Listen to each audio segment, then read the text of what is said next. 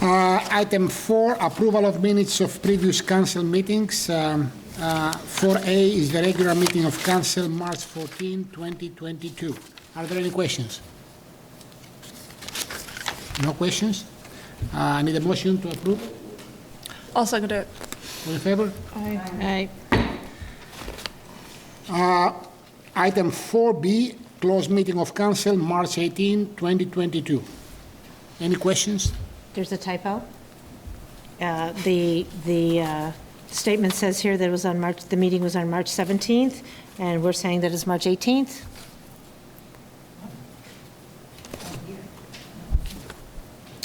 We should Yes, correct that? Yeah. So what? You guys may recall Councillor Ellison was ordering green that night. That's right, she was. Oh, She had yes, little Patty, little St. Patty on. The minutes are wrong. The minutes are right, but the date, the council Okay. meeting is wrong on the 18th. So the minutes are right, and Yes. so noted that they are The right. typo is on the On the agenda. Yeah. So any other question? No. Motion to approve. I'll make a motion to approve. I'll second. All in favor? Here's the last one. And item 4C, closed meeting of council, April 7, 2022. Any questions? No questions? Motion to approve? I make a motion to approve the April 7th closed one meeting of council. All in favor? Any conflicts of interest declarations? No conflicts presented, so noted. Delegations. I will have Mary Ann Langmaid. Where is Reverend? Maybe we went too fast for her. She's not here yet. It's not here yet, so I guess I can actually move to the next, to the general reports, and we'll try to put her after the general reports. So, item 7A, the agenda, general government report. Jason. Thank you, Your Worship. General government report for the month of March. The Lower Bridge sewage line installation work, we're still talking about this.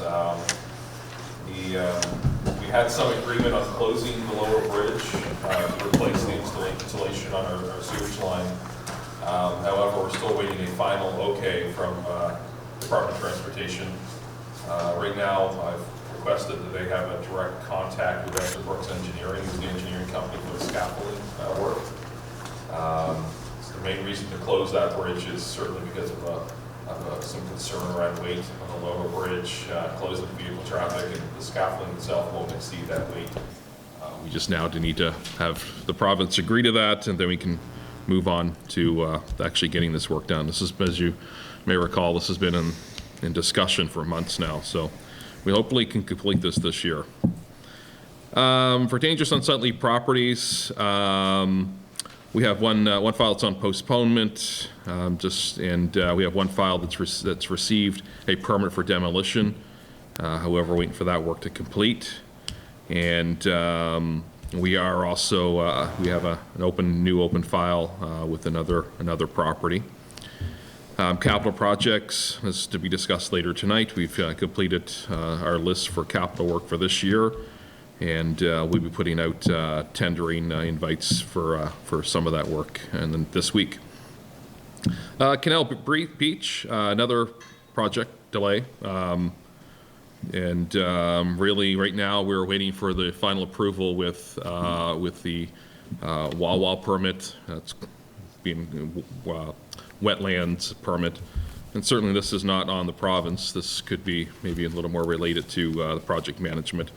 And once that's cleared, we hope to have everything underway. That's with the new sewage system, new building, and new well. That's certainly the priorities of this project.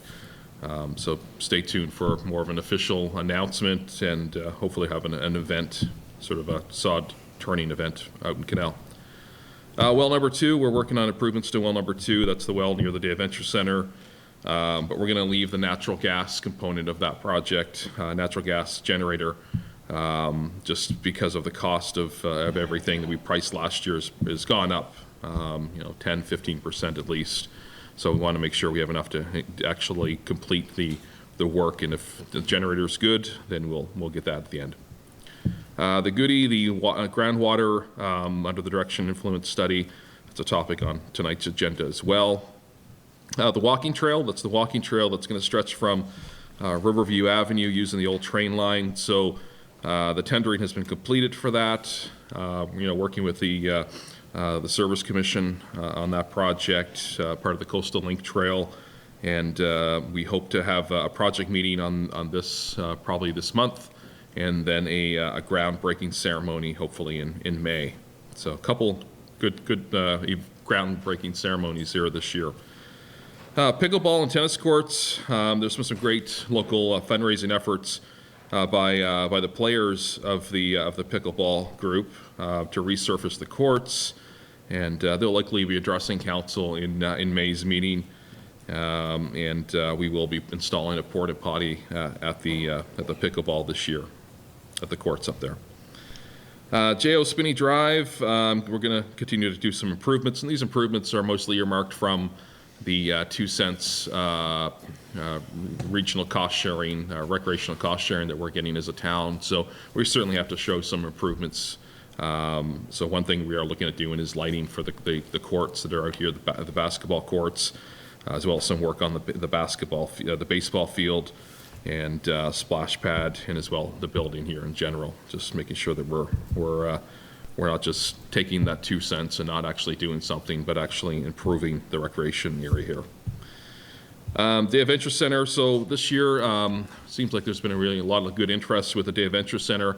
As of today, all the buildings are spoke for, and whereas we work through agreements with some of these tenants, we hope to have them in place by the end of this month. I've got a couple, smaller giftware retail.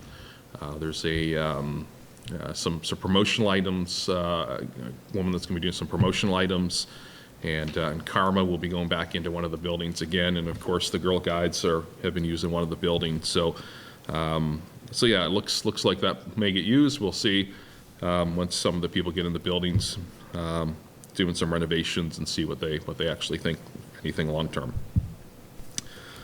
We are completing the annual audit. We had auditors at the town hall last week, and they've completed everything on site. So now they're taking their work off site, and we hope to have them present to council likely in the month of June.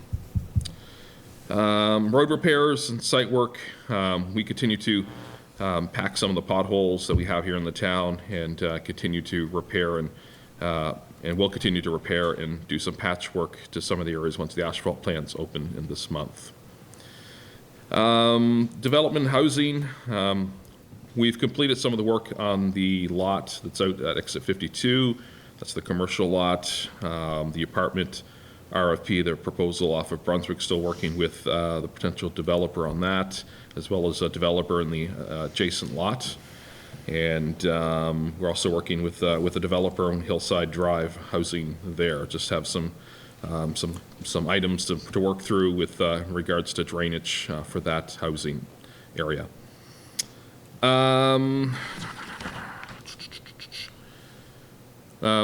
As some of you may be aware, with CHCO, we're working with them, doing some promotional videos for the town, both in like off season, like winter, spring, and more in season as well for summertime. Community garden has been open for intake, and it's been a lot of good interest this year as well. So again, I think there's been some renewed interest in doing the community garden. So we have a few things planned, certainly to get a porta potty installed there, as well as replace some garden tools and hose. We'll be part of the capital improvements projects. We'll be putting new shingles on the gazebo on Main Street. As far as residents' complaints, we've had a number of complaints regarding ATVs on the walking trail. Just to remind residents and non-residents that ATVs are not permitted on the trails. We do have signs there, but can't put a sign on every tree, unfortunately. We've had some complaints and concerns around dangerous unsightly premises, and been handling those case by case. And someone found a syringe down at the park area of Eagle's Nest. We just remind residents and non-residents that if they find those, certainly can either contact the RCMP or contact the town hall. We have methods of disposing of that and take care of that. So, as of right now, as far as on the front of local government reform, we're still working through with the new ND 53, basically collection of possible names for the new entity. And that's all I have. So you cover item A and B? Did I just do A and B with local government reform? Yes, I did. Yes. Yeah. Just for them. Questions?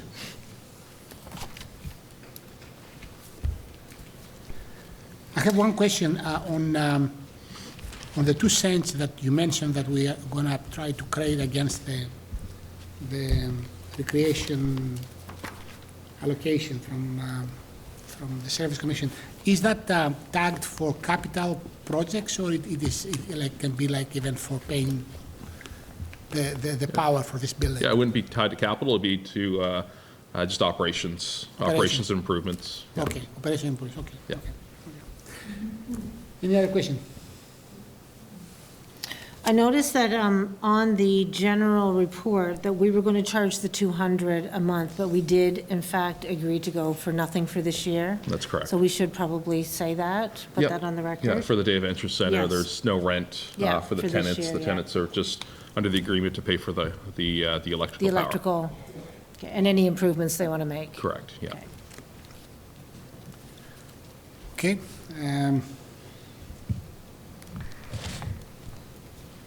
I will move on to item 7C, fire report.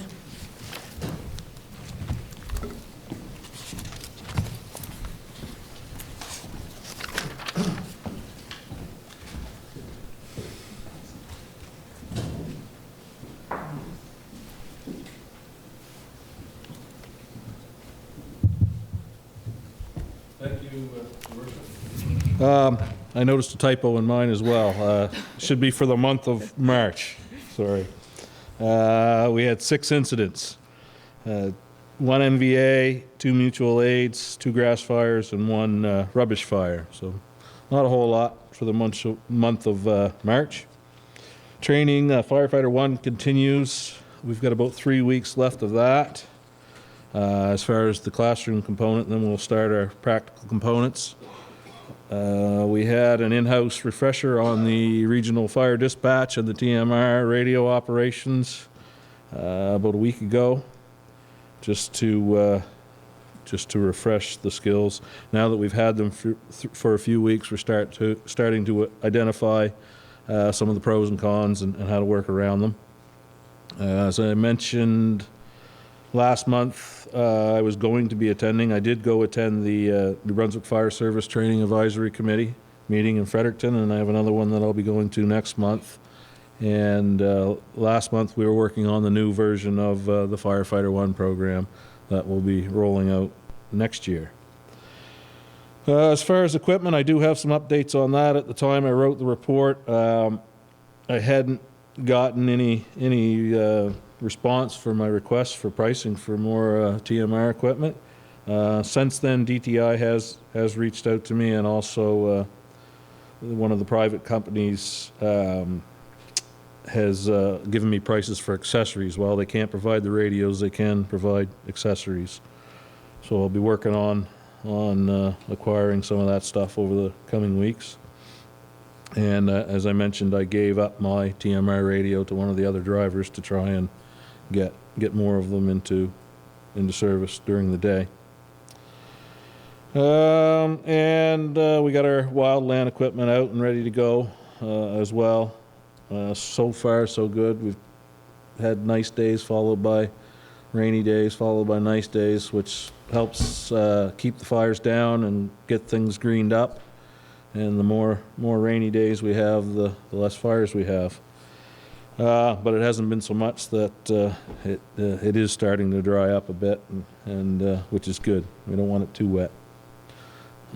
So I guess that's the highlights of what I had for last month. Anybody's got any questions? I'll do my best to answer them. I do. We're making improvements. I'm still working out some bugs with that, but yes, we do have it. I do have a question around the grass fires. It appears to be a seasonal situation that we have, and I don't know if it's just this area or if it's everywhere, but is there a penalty program that we have for individuals who insist on burning grass? Not all fires are illegal. If you live outside of town, you can be permitted to burn. Though most of the fires don't fall into that situation, and most of the fires don't really fall under our jurisdiction. They would fall under the Department of Natural Resources, and they certainly have some quite hefty fines if you are caught and can be proven to be the one. And we have I've worked with them in the past, and there have been gains made. Maybe no charges laid, but I notice a difference in certain areas that you would be guaranteed would be burnt by now that aren't. Yeah, I mean, it is seasonal. Of course, this is the time of year where grass will burn.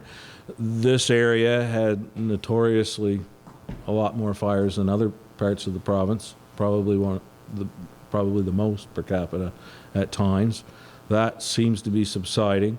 Part of it is to do with our climate here. We tend to lose our snow very early, which allows the grass to be exposed and dry out. I mean, in other parts of the province, they still have snow. Once that snow goes, it turns green, and there's really a very short window for that to happen. Here you can have grass fires in February right through till May. I think that's part of the reason why we have there's just so much opportunity, and it's a cultural thing too. I mean, when I was a kid, everybody burnt their field. The fire department used to go around and burn them for them. So we're just, little by little, it is receding. The numbers that we're having are less and less every year. Just like the fires we have at Halloween, dumpster fires, there's a long list of those type of things that were, I won't say arson, but, intentionally lit for sport or whatever, seem to be receding over time.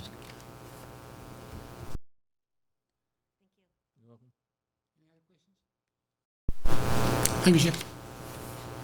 Good? Thanks. Thank you.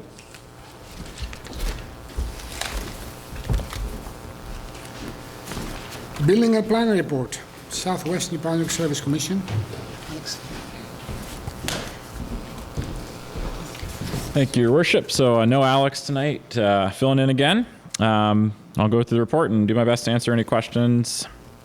So last time I was here, we were talking about the background study for the municipal plan, and we're basically proposing that it's a good time to host a community workshop.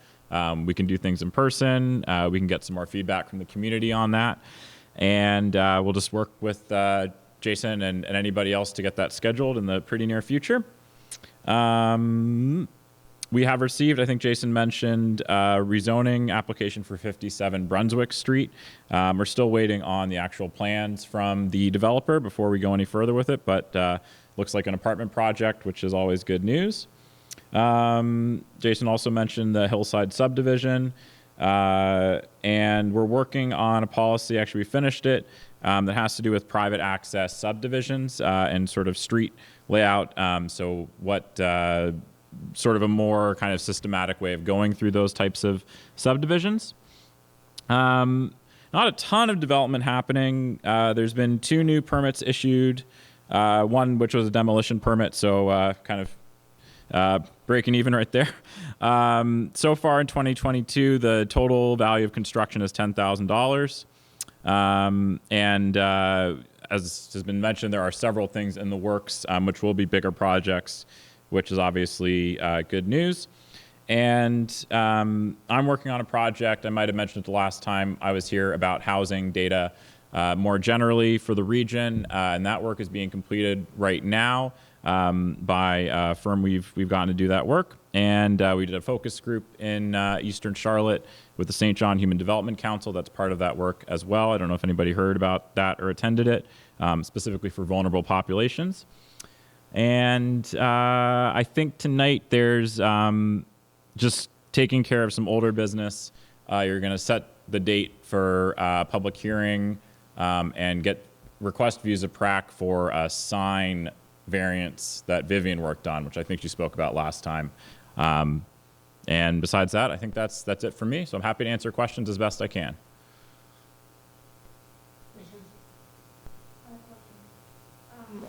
A few months ago with the other Alex, he mentioned that there was supposed to be like a plan in place for bike lanes.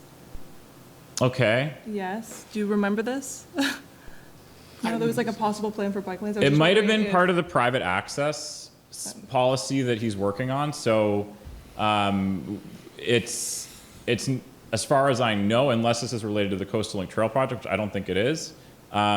It would be for new roads and subdivisions, sort of new standards for including bike lanes and more pedestrian space and things like that. I think that's all I would know Okay, about. all right. Thank you.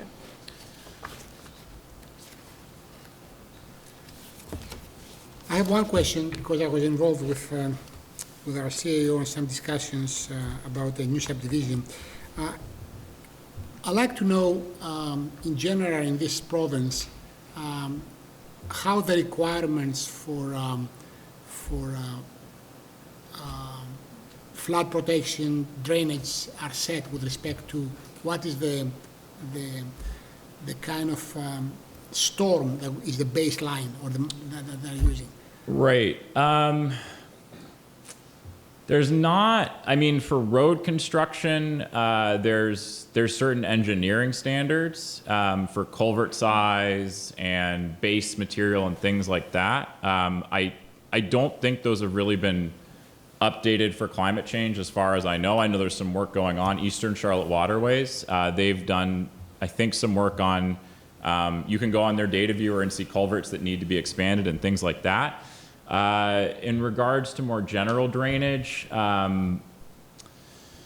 there's vague clauses in the Community Planning Act around not allowing development on land that is too marshy for development. I have seen, and I can't remember if it's something that's required in St. George, but I know in other municipalities, before a new building, not necessarily like a small shed or something like it, but a new house or certainly a commercial development is built that's involving grading, that you do need to have a drainage plan showing that that's not going to cause problems for neighbors. But that's kind of it. There's not any, there's no provincial acts or regulations that deal with it outside of the Clean Water Act, and that's really more about ecological protection. I guess supplementary to that is, if there are no standards by the province, on what basis a development can be stopped, delayed, because we may have concerns about the size of culverts? I mean, really, the culverts are something that is, if it's outside of a municipality, that's totally DTI's jurisdiction. And, you know, I know in some cases they are involved in municipalities too. Here, I think it would, you know, we get municipal approval. We do look to the municipality to give us a yes or no on development. And I believe that's one of the things they're looking at is the infrastructure there suitable for it? So that's part of the municipal approval check that we do. So I think that's the point at where it's caught. And I know there's, you know, all over the province, all over the country, in fact, where there's a lot of infrastructure that needs upgrading because the rains are getting heavier, you know, you have more periods between dry and wet. So it's definitely something that needs to be monitored very closely moving forward. Okay. Any other question? Thank you. You're very welcome.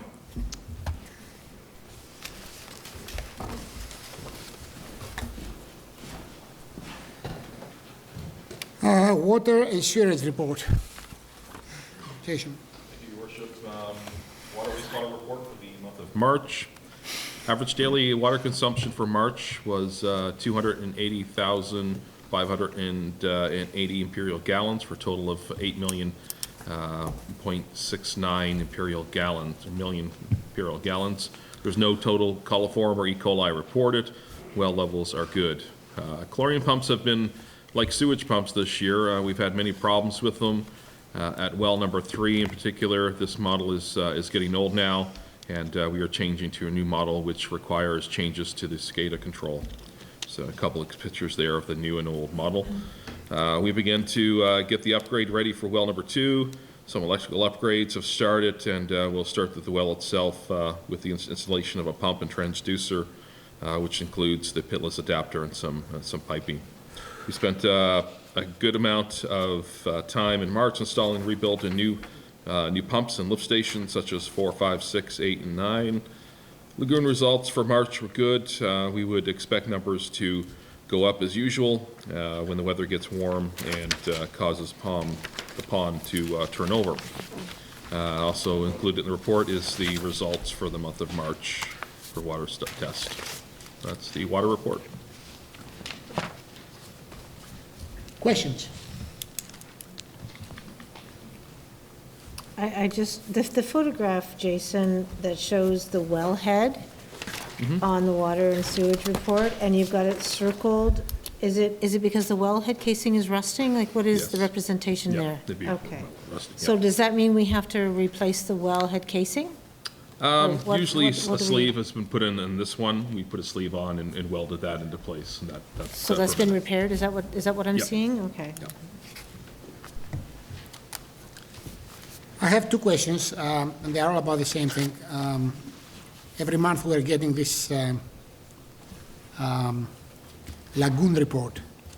And I just wonder, we have 2 lagoons right now, right? And there are different streams of waste going to each one of them. Correct, yeah, So the lagoon 2 is the one which is for industrial waste? correct, yeah. Okay. Are there any limits on the biological oxygen demand? There certainly are. Anything over the hundreds in the, like the lagoon effluent, those are cause for concern, especially when it comes to residential. The limits are a little higher when it comes to the industrial, so they tend to be around the 200, 250. Anything more than that, the well will start, the lagoon would start to, die out. It's kind of a living, breathing pond. So those numbers have all been pretty good. We've remained under 200 with the industrial and mostly under 100 with the residential as well. Okay. So, for a small community like ours, our lagoons do very well. There's other communities smaller than us, and lagoons are struggling to stay under 1,000 versus, here we are with under 200. So, Okay, yeah. okay. Thanks. And with respect to the effluents going out, are there any limits for that? There are, I'm not sure what those are, like there are certain requirements that we have to let go of the water, and of course, those are quite a bit lower, your intake and your outtake. I'm not Yeah. sure what those are off the top of my head right now. But we meet them, hopefully. Pardon me? But we meet. Oh, yes, yeah, definitely. And we send these reports in the province once a month as well. I shouldn't say once a month, it's every 4 weeks, because sometimes it's 13 reports we have to send in a year. So every 4 weeks, we send these reports in. They are looked at by the Department of Environment and questioned thoroughly. So if the numbers are low, we do get a phone call. Thank you. Then we move to item 7F, transportation report. Yeah, thank you, Your Worship. So transportation report for the month of March. Garbage cans have been set out for the season. Planters were set out on Brunswick and Main, and garbage is dumped weekly. We're still getting a few more of those trash cans out on Main Street as well. Children playing sign was removed from Mount Pleasant Road, and a street sign was erected at near Roy Jackson on Brunswick. Potholes are being filled in as needed, and the asphalt plants that I have called are opening in May. Spoil from the water leak on Hillcrest Drive was removed from the adjoining vacant lot. Catch basin collapse on Mount Pleasant Road has been repaired, and the curb and gutter added to our repair list for the summer. Contractor has another job in town in June, and so they'll to do with the project with the Coastal Link Trail. This makes it cheaper while they're here. Boat ramp on Portage has been open for the summer, and an old log which was at the site was hauled away. Seat covers and cushions were replaced in the 1-ton. This truck is near the end of its service, but a replacement would take at least a year from ordering. Vehicle 5 was also serviced. The trackless has had some problems with dead shorts caused by salt erosion. Water pump plug and backup alarms were the culprits, but because these are on the circuit with the hydrostatic transmission and fuel shutoff, they stop the machine. So something simple as a backup beeper. If it's not the right kind, it can cause the machine to stop. Sediment control fencing was installed next to the vacant lot on Brunswick Street, which was leveled with the road. The 3-door locks in the library were replaced with key-like locks, mostly because of the provincial monies that we received to improve the library. We want to make sure we protect that investment. So let's sit with the transportation report. Thank you. Questions? Okay. No questions.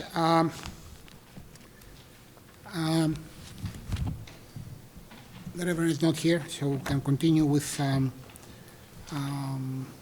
bills paid and payable in principle to March 31st, 2022 in the amount of $204,918.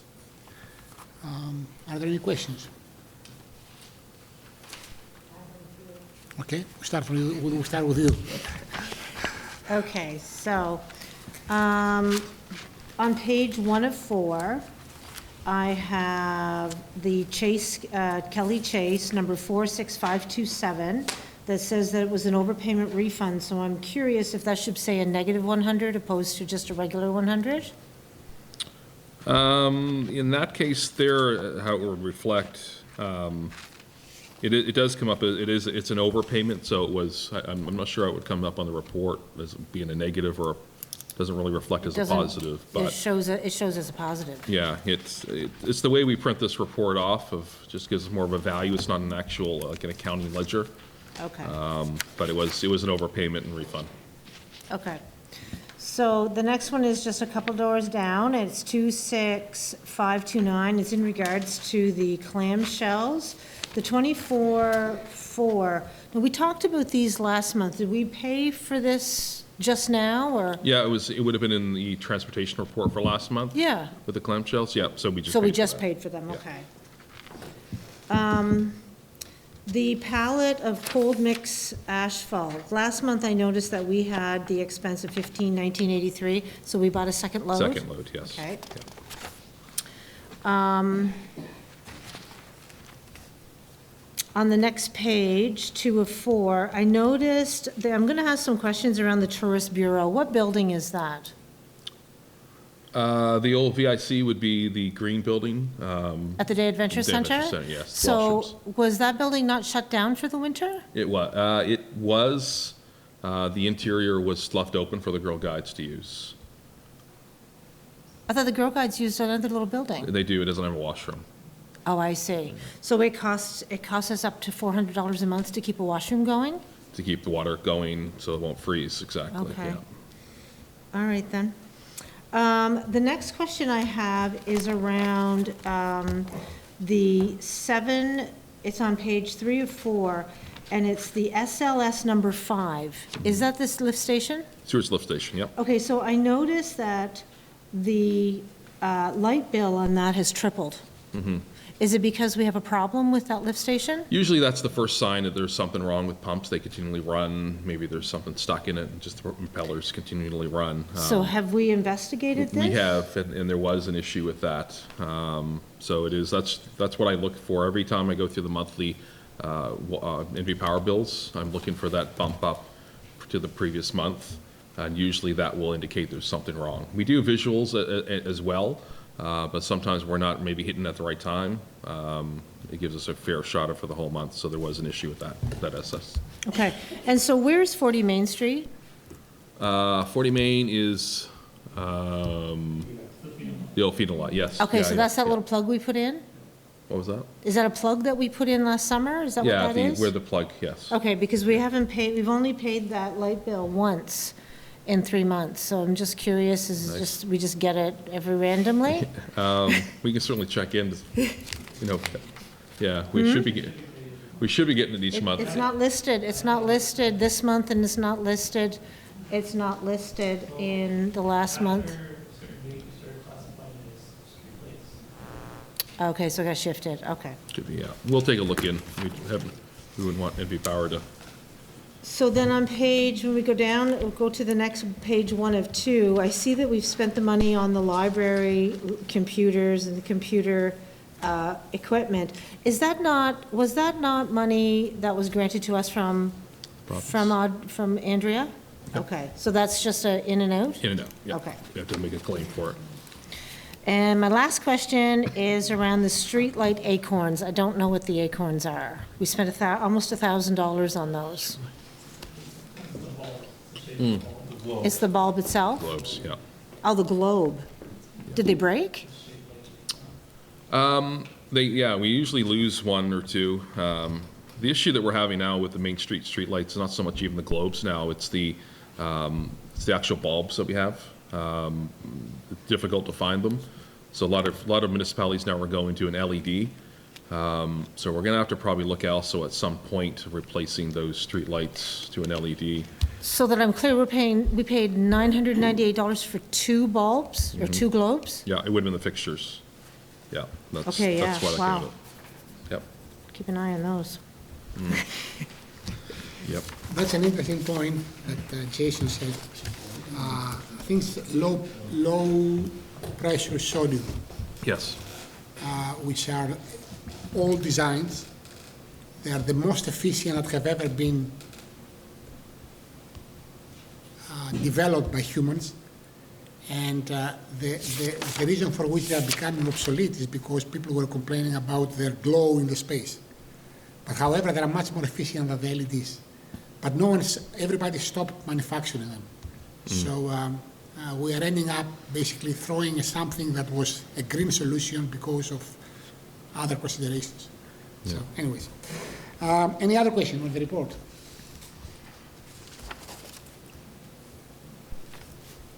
Okay, in that case, I will ask for a motion to approve the report for bills and paid and payable in principle to March 31st, 2022 for the amount of $204,918. All in favor? Aye.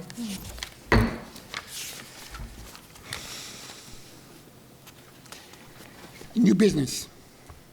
9A, setting a public hearing date for bylaw 25B 2020-2202, an amendment of zoning bylaw 25B. Jason? So this would be for a public hearing. It's one thing we overlooked in the last meeting, and I'll take the blame for that. We have to set a public hearing date for this zoning amendment. So typically, what we've done in the past is just made it at 6:30 previous to the next meeting. So we can maybe look at doing something like that, and that would be for the public hearing just for that rezoning.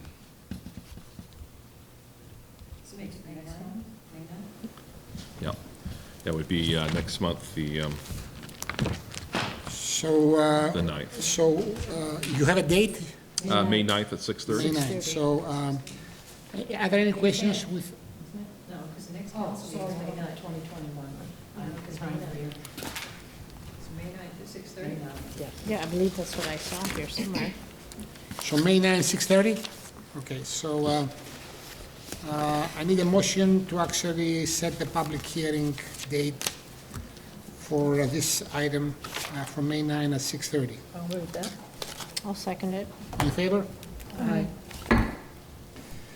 And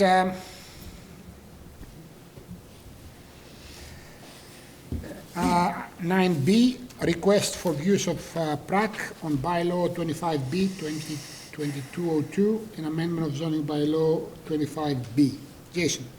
Yes, Your Worship. So that was another item that was overlooked in last meeting.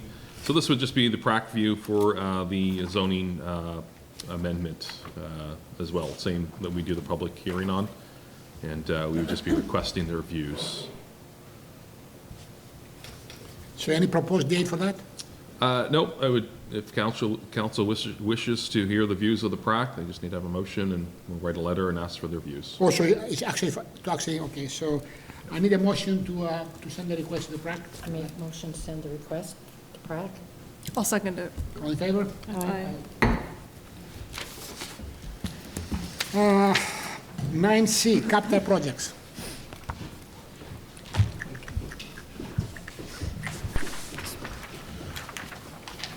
So thank you, Your Worship. So capital projects, so we've tabled out a few different select areas over the last few weeks for capital improvements. As you may recall, last year we did have a capital reserve fund. We put $295,000 in capital reserve fund. On top of that, plus we have about $109,000 for gas tax fund from 2021, and as well $109,000 for gas tax for 2022. And I'll just put a little asterisk next to it. We also have $80,000 sitting that's budgeted for municipal designated highway, so that's a subject in itself that we can look at as well. But excluding the municipal designated highway funds, I think we have just over 500 and I think it's around 515,000. So what we've looked at is project areas for this year is Carlton Street. There's about 250 meters there from School Street to Lateet Road. Armstrong Crescent, that would be Armstrong Crescent. Just keep everyone in mind that there's Armstrong and then there's Prince William, so this would be Armstrong Crescent, basically from end to end, about 350 meters there. Birch Lane, about 150 meters there. Marsh Lane, which is where just near the grocery store, the old part of the Manor Road, and Kennedy Court, part of one of the subdivision of Kennedy Court. We also do some work for the Main Street gazebo. We're going to just put that into this part of the capital projects, possible land acquisition funds, and additional road and property work. So all in total, right now it's $471,417 with just with I guess focused projects that we're looking at for 2022. We'll probably have to revisit this list as we learn more about the municipal designated highway and really what the province's final decision is on that. So I guess just at this point, leaving that $80,000 to the side and then possible using that for municipal designated highway. I guess maybe even by the next council meeting we may know maybe something that's changed on that, then we can either earmark that for another project or something else entirely. So that is basically the list. So a couple things, just need council's approval of this list, but we'll also be looking at the month of May to bring this topic back. We'll have to adjust our gas tax fund projects. Carlton Street, which is in this project, was slated for 2022, but we'll have to make a bit of an adjustment for the 2022 additional work because we didn't do any work last year, so the plan's adjusted a little bit. It's just more of a formality with the province and the gas tax fund, but so we'll have to come back to council in May to finalize that project. But so these projects will be going out to tender. We've got some invites ready to go for this week, so we can get underway as soon as possible. Thank you. Any questions? When can these start, like after the plants open, the asphalt plants? Yeah, depending on how quickly we can get back the results for tender. It'll be just a very minimal timeline. We've already engaged a lot of the pavers on some of this work. And because it's changing so rapidly, the price of petroleum, it's not something we want to wait around much longer for. It's very volatile, so, you know, I'm hoping that we can start this as soon as possible.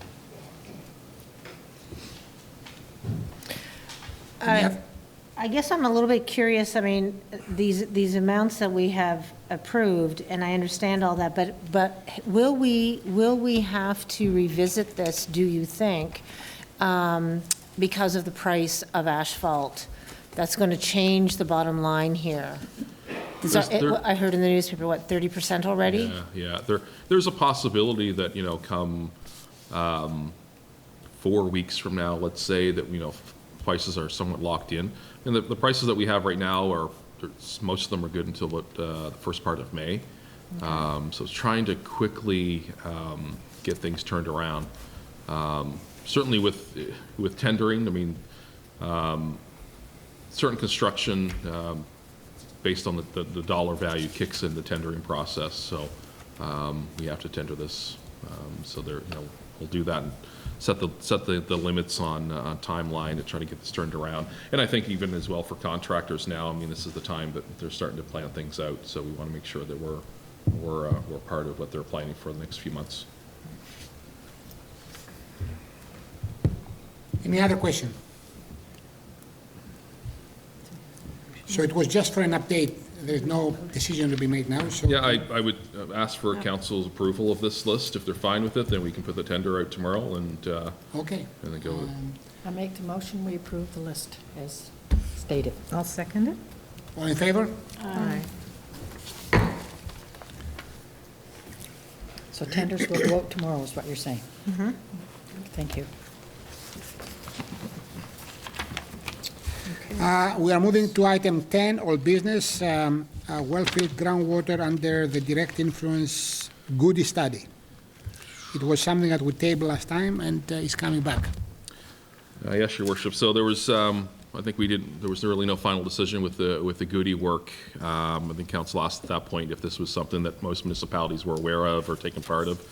And the conversations I've had with a few municipalities, a lot of them don't really know this is actually available, and so I think might have spurred on a few more conversations between some municipalities and the province, and that's all fine and good. But this has really been a sort of something new the province is doing respect to the Environmental Trust Fund, covering sort of a preliminary or study around potable water.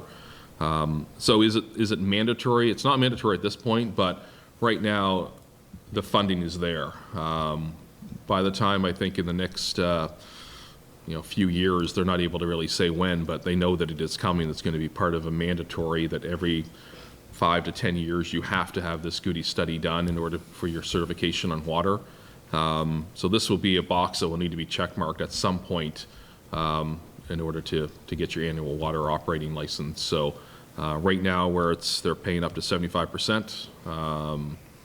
I'd hate to see us miss the bus, and then we wait a few years down the road, and suddenly it's mandatory, and it's at a total cost to the entity. I guess right now it's we're looking at about maybe $3,000-4,000 at the most for this, $1,300, $13,000. So 75% of that. So if we get it done, we don't have to worry about it later down the road. There's funding now available. Yeah. And our portion is minimal compared to what it would be Correct. further down the road. So I say do it. So it's going to give us a 5-year jump. You said 5 years, right? Yeah. I mean, the study is good for, they're saying that, if you have to have it done, it'd be good for like 10 years. You'll need 5 years of data. Like, that's why we can't put the well number 6 into the study, because the well is fairly new. It'll probably have to be done at some point, probably once it gets its, fifth or sixth year of operation. So, it's not something necessarily we like to do. I think it's just some of my own, I guess, maybe relationships with folks at Environment Local Government that were aware of this study, and we're one of the few to get in the ground floor of this. So. Do we have the funds? So it's unbudgeted funds. That's why we're here, I guess. We never really like to go to unbudgeted with water and sewage. I think we've talked about this before, and it's just a tight budget when it comes to water systems. When it comes to our general fund, we could typically find money. There's lots of funds out there that help with that side of the house. Our water is a system that seldomly gets any revenue into it except for ratepayers. So, you know, having an option like this where we can actually get 75% paid for on something that we're going to need it's favorable. But, you know, yeah, at the same time, you know, spending, you know, $3,000, you know, $4,000 is just a lot of money to do. But it's, I guess at this point, what do we do, right? We wait, don't spend the money, and then we're having to spend $13,000 later on. I have a question. This kind of study, would it be necessary for, say, a well owner who runs Tim Hortons or whatever? No, this is because of just the large volume of water that we use. You know, ratepayers in this town expect us to operate a water that is that's healthy, a water system that's healthy for them. Okay. We take on that liability of producing that water. So, Okay. and a lot of this is to ensure that that, you know, we've looked at the surface. So often, a lot of times, what we do with our well studies is we look at the aquifer of how much water can be drawn off from beneath the ground. And really, you know, where we have some density, especially along Riverview Avenue, it's important to understand, you know, the groundwater and how that impacts things. Can I ask you a supplementary question? You said one well will not be part of the goodie, Number 6. number 6. Is that 6,000 or whatever it is? You mentioned what? 3 to 5. 3 to 5 is our share. 3 to 4, yeah. Yeah, the total is about 14 or? 13. Huh? Yeah. 13. 13, yeah. So is that proportional to the number of wells, or is it kind of a flat thing?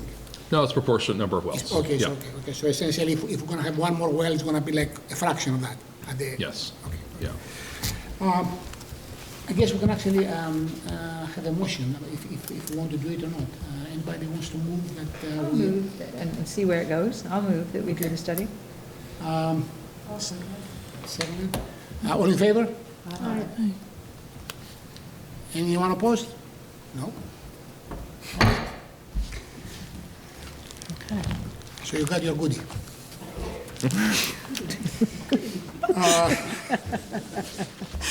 Goody for goody. Correspondence. Letter from Fundy Middle and High School. Yeah, so in the council packages and distributed to council, just a request for fundraising from Fundy Middle and High School.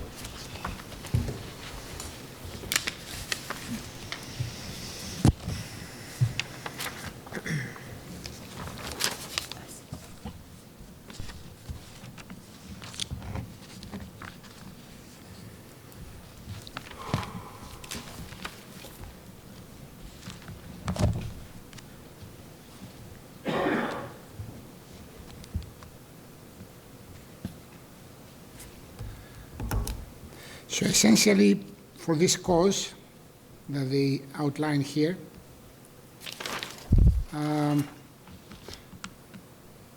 essentially a maker space, a collaborative space within the school where students can make, learn, share, etc., etc. They are seeking for a prize or a donation. Do you have any questions about the request, first of all? Is that the total they want? Or is that just, The total. the goal is 5,000? Do they just need 5,000 or do they need a I lot think more? it's the goal. That's The the goal total. is 5,000. I think it's the goal, yeah.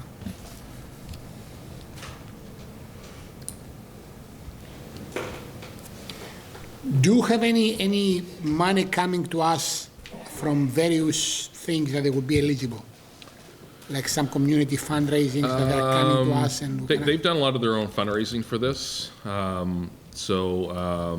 There's nothing that they've come to us and said that they want us to partner to, you know, to levy their fundraising to get more provincial money. I believe they are working with the MLA's office on some funding.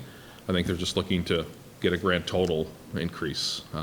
This is more or less a standard fundraising request. As far as, you know, as far as our own, I mean, we have our budgeted lines for such community events or community fundraising. I think that at this point, we probably have I think we may have maybe $500. I think there's, We have $500 we grand may have total. utilized it all. Just kind of, I think we have. So I was just going through my head. I don't really recall at this point really what we had left. I know we did our motions earlier, early in the year for the fundraising, and I think at that point, then there was another request that had come through to basically use the remaining funds of that budget. But we have the gold rush, they put their name in to get. This is what I meant, this is what I meant. Yeah. And So right yeah, now- that's correct. The gold rush is June. It would be come out the first part of June. They could always apply to put their name in for that. And their online auction right now seems to be doing quite well. I don't know, like, it's not when it's finished, but So essentially, yeah, they set up a time here, April 7th to April 10th, which is gone, I think, no? Yeah, it's gone, yeah. Yep. Yeah, today, yesterday. yesterday, okay. So, and we have $500, you say, only. Now that I looked at Council Armstrong, I think that we have drained that fund with another ask that came in after the fundraising, after the budget was.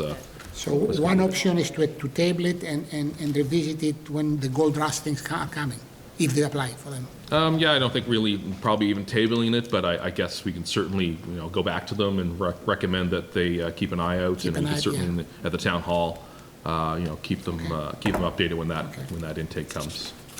So if everybody agrees, and we can keep it for information only. Yeah. Okay.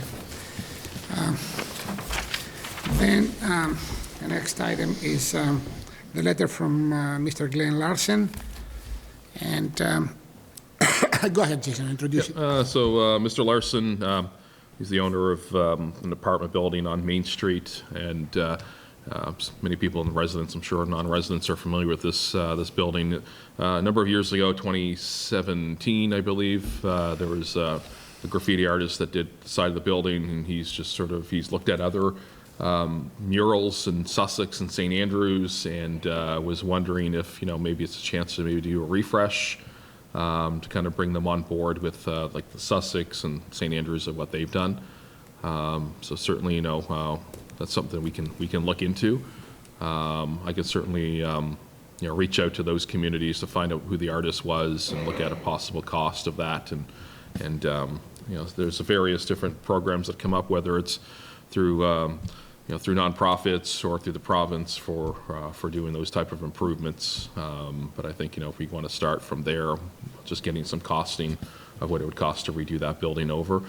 Maybe it's council's wish that maybe that building is fine and looks great. I think when the building owner is now to the point where he's like, I'd like to see something different.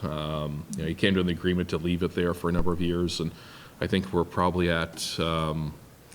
I think we're well over 5 years where that is now. So I think it's, I think maybe what we would probably do is get something a little bit more in writing to say that, if we did another mural, probably stay for a lot longer than maybe 5 or 10 years. Might be looking at doing 20 year, but. So is it the case of the building needing another coat of paint? It's a little of that, and I think that, just looking at what some other communities have done, if you've gone to Sussex and you see the murals there, it's a different type of art. Some kind of Gothic Yes, this. mural on the side. Yes, this would be like, graffiti art, which is, I guess some people find that's interesting and, certainly unique. Those communities don't have graffiti art, so I guess that's the flip side of this. But, I guess he's just asking us to take a look to see if there are options for putting a different mural there. Could we contact our MLA to see if there's any funding out there any grants that we could get that would help defer the cost? That's a great We can do that, and I think it's important to, probably look at how much it actually would cost to Yeah, be find out the redone. cost and find out if our MLA would be agreeable to finding out if there's something community-oriented that we could get money for. Did the town commission the current mural? Yes, we did. It was paid for, yeah. There was a fund that was received to pay for that, yeah. Okay. So essentially, you can take it upon you to actually make some inquiries. Yes. And wouldn't hear it, yeah. Okay, So would we communicate with the building owner just to let him know that we are moving forward Correct. with some information? Yeah. and I will move to item 11C, the letter from Mr. Brian Tatton. Jason, And so it's just another correspondence from Mr. Tatton, just voicing his displeasure of some road conditions. Namely, he points out the section that's in front of the grocery store here on Brunswick Street. And so, as council may be aware, that is certainly slated for repair this year. I think there may have been just more of a question on timing. He felt maybe it was more of an immediate 24-hour like turnaround, but certainly we don't want to add anything to that section that would be more of a motor vehicle safety issue. Concrete in holes or putting a bunch of sand on the road would only cause more of a concern there. And so we have worked with the landowner and the tenant in that area. We'll be scheduling a repair. So trying to work on a timeline for that right now. It's never a good time to do the work in front of the only grocery store in Eastern Charlotte. So it's just trying to work on a timeline. so it will require the closure of the mall? No, it would be probably outside of operating hours for the grocery store, just because it would require us to shut down the entrance to the grocery store to do this work. So it looks like it's an easy fix that a person can do, but it does require more than just putting a patch on it. It does require to actually cut out that section and grade it properly and apply asphalt. So I wish some things were easy to fix and we could do them within the 24-hour turnaround, but sometimes there are things that are complicated. But I guess, I guess this letter came through correspondence with council directly, so maybe it's Mr. Mayor could respond back and say that it's going to be addressed, and or certainly we at the town hall can do that too. Do you have a time to give him? We really don't. It's dependent on really the asphalt plant's opening, which he did outline in the letter, that when would the work be done. It does require the asphalt plant to be open to transport asphalt in. So I don't think we have an actual firm date on that as of yet, but and as well when the grocery store can, when we can work with them. So there are two aspects here. One is to actually establish some sort of a coordination with the grocery store, and secondly to actually establish a tentative schedule for when asphalt is coming. Correct. So when can you have that information? So I can pass it on to him and... Yeah, maybe by the end of this week we can By check. the end We of can the check. By the end of this week we'll have some information back from the asphalt plant of when they're proposed to be open. And you can have a talk with Daniel and... Yes, yeah, at the grocery store. Okay. And you can also draft a letter for me. Sure. Okay, good. I think any other comment on that? No.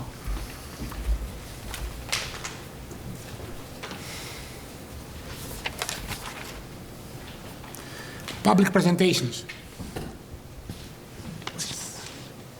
No one wants to present.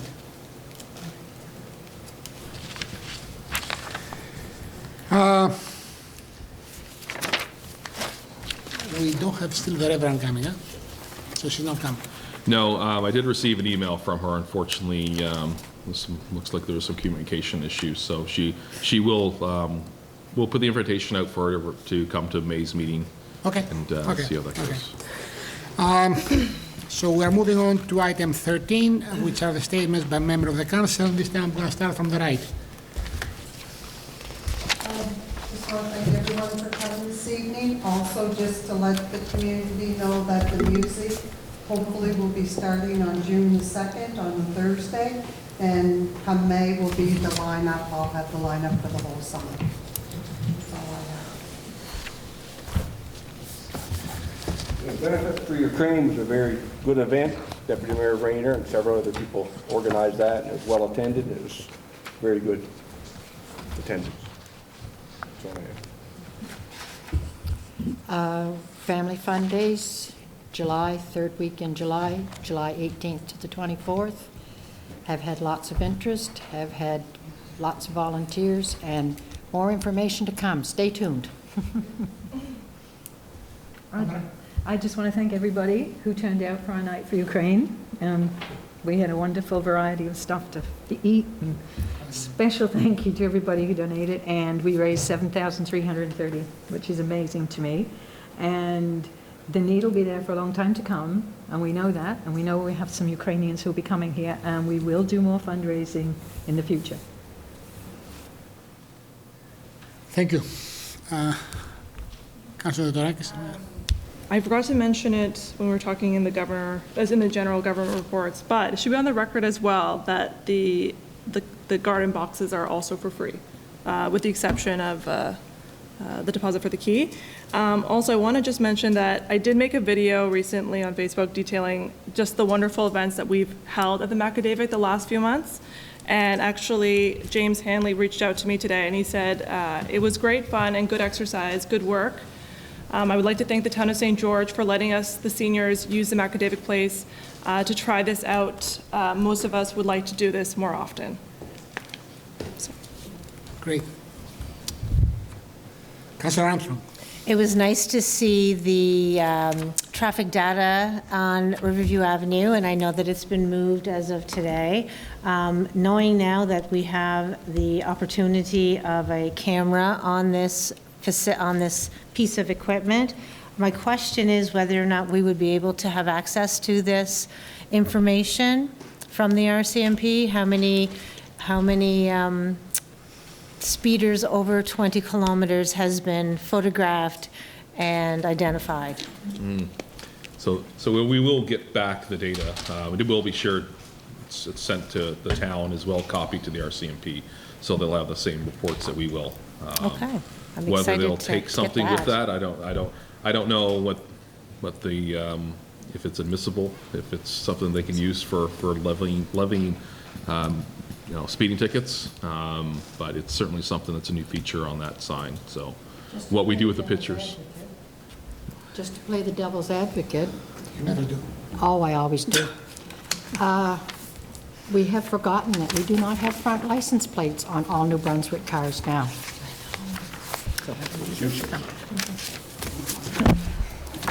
Just, like I said, I'm just playing the devil's advocate. We are aware. Okay. Thank you, Councilor Pullman, playing the devil's advocate. I guess my final word belongs to me. And the only thing I want to say is that everybody should be aware that we are a special council because we are on the road to extinction as a town, and everybody should understand some limitations that we are having. Oh my God.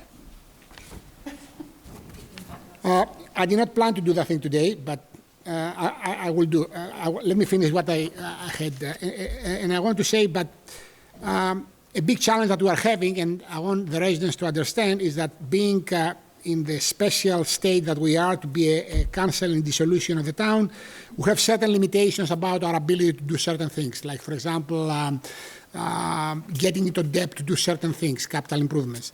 But one thing that is very important, and we have discussed several times, is the situation on Mount Pleasant Road, which is an interprovincial highway, which is in great need of repair, which is used by children anytime they do an emergency exercise, and they have to walk next to large transport trailers to go to the transport garage. So I intend to actually personally write also to the minister and the Minister of Education to tell them that this has been identified several years, was coming year after year after year, and deferred.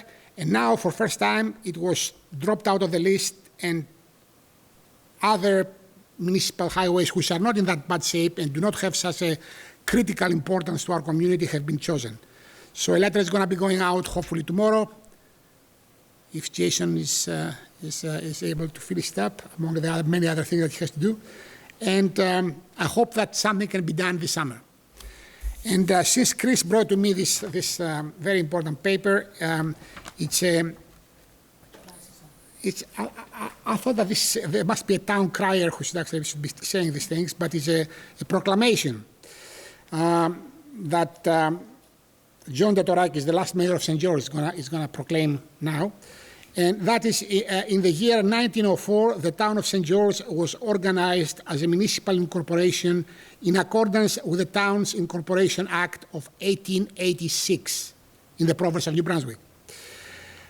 As a celebration of our historic heritage and recognition of our final year of incorporation, on April 23, 2022, the town will set apart the annual celebration of St. George Day as a commemorative event. And there are some other wonderful things said here, which says, whereas the leaders of this community endeavored upon the task of incorporation and resolved to adopt an identity in honor of its heritage, and whereas the town was named after St. George, an enduring image of courage and strength, and whereas the town of St. George will cease as an incorporated entity at the end of 2022, and whereas an occasion inspires a community to reflect upon and celebrate its many years of history and influence, therefore, be it resolved that I, John Datorakis, Mayor of the town of St. George, New Brunswick, do hereby proclaim the 23rd day of April 2022 as St. George Day, in the town of St. George, of course. And in witness thereof, I have hereunder to set my hand and cause the seal of the town. What is the seal? It's in the town. I'm going to get in it tomorrow. But for the time being, I'm going to sign it. And that is, that's all I'm going to say as my final statement. Thank you very much all for coming. And I need a meeting to adjourn. Yes. Thank you, sir. Thank you. I was too inspired. Okay. Thank you.